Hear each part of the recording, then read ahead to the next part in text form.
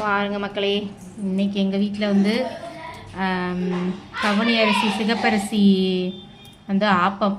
அதை சுடுறது யாருன்னா எங்கள் வீட்டுக்காரர் தான் சுடுவார். சூப்பராக சுடுவார். எப்போதும் நான் தான் சுட்டுருக்கேன். அவர் தோசை ஆப்பம் இந்த மாதிரி ஐட்டம்லாம் அவர் தான் சுடுவார். சூப்பராக எடுக்கிறார் பாருங்க. அப்படியே செம்மையாக எடுத்தாரா கிண்ணமா.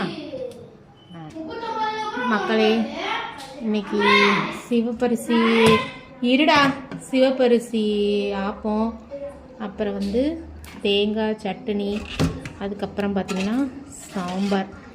பாருங்க, சாம்பார், நல்ல சாம்பார் 2 இது வச்சுருக்கேன். எனக்கு வந்து ஆப்பத்தில் நல்லா பால் போட்டு ஊற வச்சுருக்கேன். பசங்க வேறு சண்டை போட்டுக்கிட்டு இருக்கிறாங்க. இதுதான் எங்கள் வீட்டில் இன்றைக்கி சாப்பாடு. நல்லா இருக்காங்க, நல்லா கொடுமையே திங்கிற மாதிரி இருக்குது. மக்களே, நாங்கள் சாப்பிட்டாச்சு. உங்கள் வீட்டில் என்னென்னு கமெண்ட் பண்ணுங்கள்.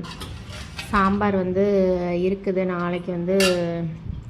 நாளைக்கு காலையில் வந்து சட்னி அரைக்க நேரம் இருக்க மாட்டேங்குது. அதனால் இப்போயே எல்லாம் சாம்பார் இப்போ சேர்த்து வச்சுட்டேன். காலையில் வந்து தோசையை மட்டும் ஊற்றி கொடுத்துட்டா போதும்.